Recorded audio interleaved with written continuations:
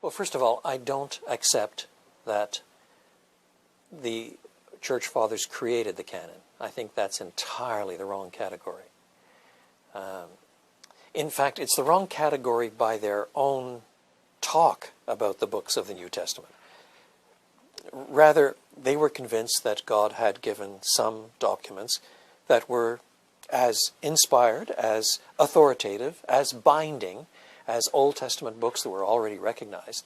And the question is, how do you recognize them? How do you recognize them over against competitors? So it wasn't as if the Church Fathers were going around asking, shall we create a bunch of authoritative documents and call them the canon? Rather, they were asking, granted that God has given us certain materials that we all recognize, what is the limit of those materials? And they developed certain criteria. Those criteria were fundamentally three. The first was, is the material apostolic? Now, by that they didn't necessarily mean it had to be written by an apostle, one of those first designated by Jesus, but it either had to be written by an apostle or be associated with an apostle in some sense, within a full generation. So Mark's Gospel, for example, was known to be connected with Peter. Luke was known to be connected with Paul, and so forth. But they were trying to preserve the central place of the first witnesses who were in living contact with Jesus himself, rather than allowing a long succession of later narratives to come on board. So when you start dealing with the Gospel of Peter and this sort of thing, a second century document without any living connection with Peter, long beyond the time of the apostolic period, one of the reasons why it's not accepted is because it doesn't meet the first criterion. And then second, the question was always raised, has this always been universally recognized throughout the church? That is to say, is it just some sort of local thing that's been built up by some sort of aberrant group in Egypt, let's say, or in Babylon? Or is it instead something that is massively accepted by the whole church? And you have to recognize that sometimes some documents took a little longer to be accepted in other places. They recognize that too. But that was an important criterion too, so that it was not just a parochial judgment. And then third, they wanted to ask,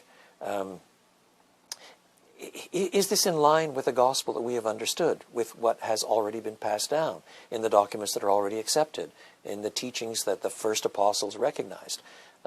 Is this something that that is in line with that, or is it different? Now, the possibility of false documents being circulated was recognized from the earliest period.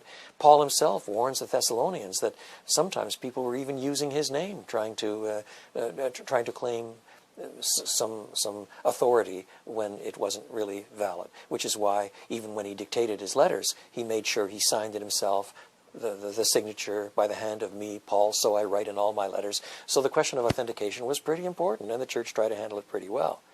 But that doesn't mean that the authority rests in the church.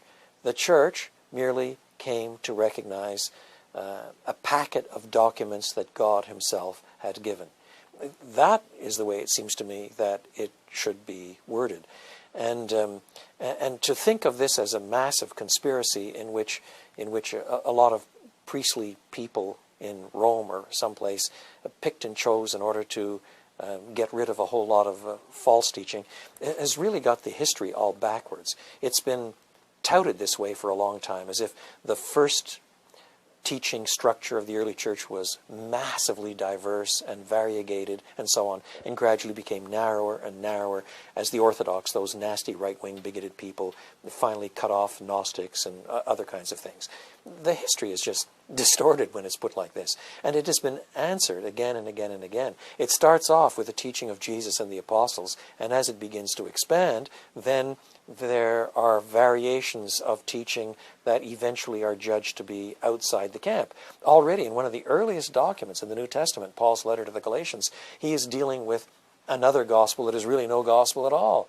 That's because there was already an accepted gospel, and now something is distorting it, and he begins to challenge it. And as the challenges become more and more and more diverse, you get into the 2nd and 3rd centuries, and you begin to see claims of things that are very far removed from what you find in the New Testament. If somebody doubts this, all they really have to do is compare, let's say, the Gospel of Peter with the Gospel of Mark. I'd strongly suggest that people read the two documents and see if they sound alike, if they're talking about the same things, if they're heading in the same direction. And you quickly see that that's not the case.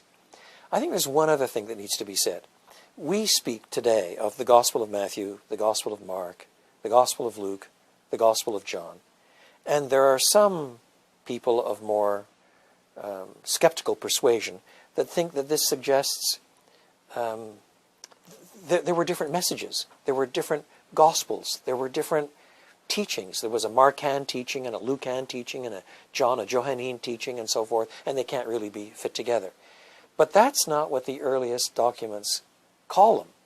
In all of the earliest documents, it's the Gospel according to Matthew, the Gospel according to Mark, and so forth. So it's the Gospel of Jesus Christ, the one Gospel, according to different witnesses with different slants, different emphases, and this sort of thing that coalesce in a variety of ways. And so it's no surprise that all four canonical Gospels, as we refer to them, the one Gospel of Jesus Christ according to four different authors, they all have a certain kind of similarity of structure too. You begin with the origins of Jesus Christ. You mention John the Baptist. You go through periods of Jesus' ministry, his teaching, sayings, with different emphases, admittedly, until ultimately there's a drive toward Christ's death and resurrection. So the gospel of Jesus Christ is this message about who Jesus is, what he said and taught, and then his death and resurrection and what it means. That's the gospel of Jesus Christ. So you come to something like the so-called Gospel of Thomas. It's not a gospel. It's almost certainly mid-2nd century. But in any case, it doesn't have any of the storyline. It's 114 separate sayings with 3 little snippets of narrative that don't take you to the passion and resurrection of Christ. It's not a gospel. And that fundamental distinction simply has to be acknowledged, or the history is distorted.